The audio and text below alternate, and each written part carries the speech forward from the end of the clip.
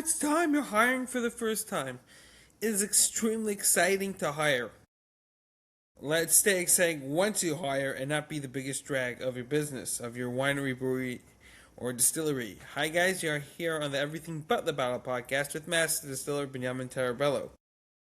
Distiller at Tarabello Distillery, CEO of ttbmath.com, the software you need to be on to run your winery, brewery, or distillery properly, doing everything from compliance through point of sale, your ERP. Guys, just give us a try.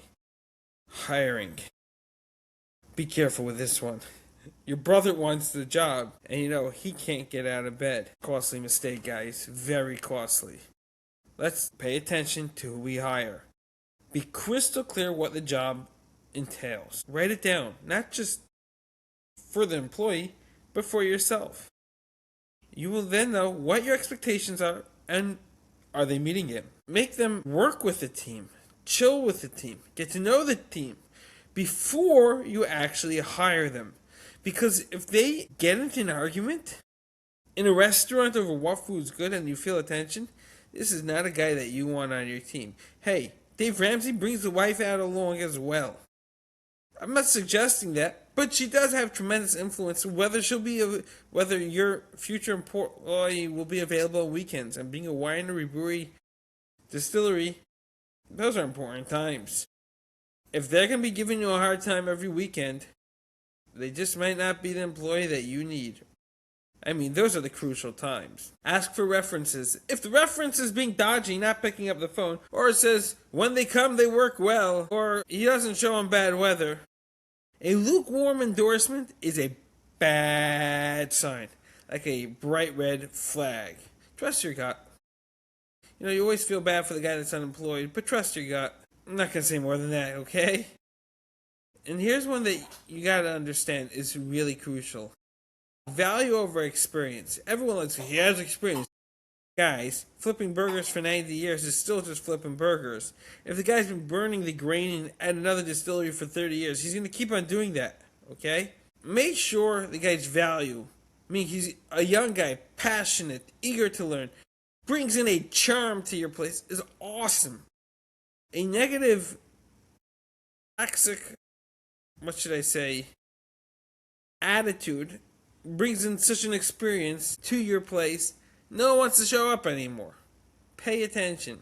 Is the guy graceful when he talks to you? Does he say his please and thank yous? Does he open the door for the person walking behind him? I know it sounds old school, but it's important, guys. It's important. Onboard properly. You gotta be comprehensive. Walk holding his hands for a few weeks. This is a big deal. Okay? And again, if you were smart, you made a 90-day review. Make sure you follow up on that. But don't just wait for 90 days. Do it weekly, monthly. You gotta make sure that happens. Make weekly expectations, okay? So he can perform at his best. It's not too distant. He knows what's going on. Invest in development capability, whatever that may be. It could be from social media to proper language, to skills for teamwork. There are skills people need to work, especially in today's day and age when we just look at the screens all day. Make sure he knows what he's creating. Make sure he goes out and touts your job, your company, his job, your company. He can bring you in more revenue than you're paying him. He's a new guy on the team. Make sure he's actually representing you properly. I had DMs with emojis. It was just bad branding for my company in a professional manner. Make sure your guy knows what professionalism means. Following up on emails, shaking hands, smiling, expressing. Recognize reward and reward. Give bonuses. Be generous. If the guy's doing well, make sure you acknowledge it. Some people like it privately. Some people like it publicly. Some people like what's sent to the house to ease up the stress for dinner once a month because you're buying the wife's heart. These are good ideas. We'll get into it in another show. But you need to know. Now here's the scary part. Address poor performance. You need to protect your business. A bad performer will destroy your company. Make it toxic, completely decimating all your hard work. Hit it where it hurts early. Get rid of the toxic behavior.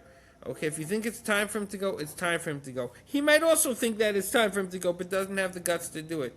Fire him nicely, okay? you're fired. It's positive culture that you need. How to build it, we'll have on another show, but that is crucial for your success. Give them the worker the power for initiative. If he's getting the vibes that a particular product should be made, give it a shot. Ask your cost and your returns on it. He's going to be out there tooting the horn often enough. Keeping your workers engaged with product creation or with any form of engagement will pay off big time, because they'll have a social media network. They'll have friends. They're becoming your biggest supporters. Okay? Now that you've summed it all up, make sure you don't just focus on your new employee. Everyone needs attention. Give each person 34 or 5 minutes a month. Just listen and take notes. Don't say anything. That's not your business. Guys, if you have a winery, brewery, or distillery, follow us, subscribe, reach out if you have questions.